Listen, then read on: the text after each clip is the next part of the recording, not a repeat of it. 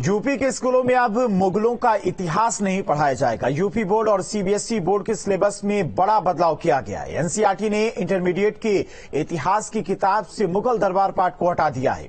इतिहास की किताब में इस बदलाव के बाद सियासत शुरू हो गई है। देखिए,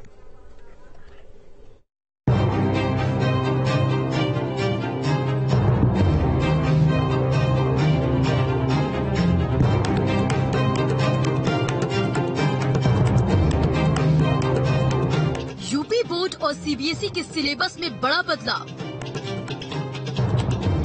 मुगल दरबार का इतिहास नहीं पढ़ेंगे 12वीं के छात्र। एनसीईआरटी ने इतिहास की किताब से हटाए पाठ। यूपी बोर्ड और सीबीएसई के 12वीं छात्रों के पाठ्यक्रम में बड़ा बदलाव किया गया है। अब 12वीं के छात्र मुगल दरबार का इतिहास नहीं पढ़ेंगे। एनसीईआरटी ने एकेडमिक ईयर 2023-24 से इंटरमीडिएट में चलने वाली इतिहास की किताब से कुछ पाठ हटा दिए हैं। भारतीय इतिहास के कुछ विषय 2 से शासक और इतिवृत्त मुगल दरबार को हटा दिया गया है।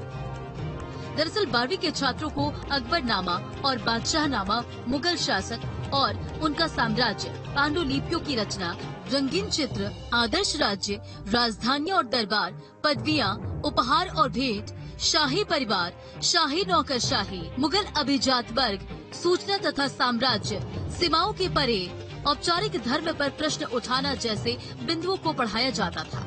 इसी तरह 11वीं की किताब से इस्लाम का उदय, संस्कृतियों में टकराव, औद्योगिक क्रांति, समय की शुरुआत पाठ हटाए गए हैं। इतिहास की किताब में इस बदलाव के बाद अब सियासत भी शुरू हो गई है।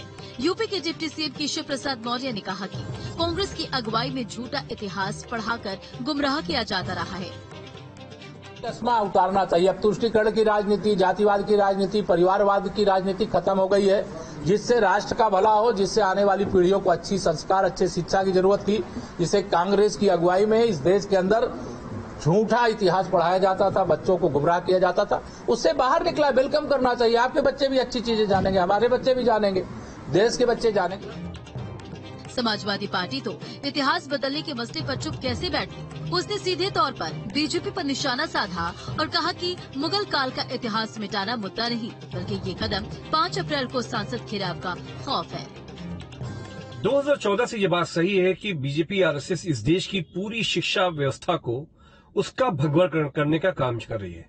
लेकिन जो अभी ये मुगल काल का जो इतिहास मिटाना, इंडस्ट्रियल रेवोल्यूशन का इतिहास मिटाने का मकसद सिर्फ और सिर्फ ये है कि 5 अप्रैल को दिल्ली में पूरे देश भर से लाखों किसान दिल्ली में संसद को घेर रहे हैं। लेकिन अब ध्यान नहीं पलटने वाला, क्योंकि इस देश का युवा, किसान, मजदूर 2024 में सरकार पलटने वाला है।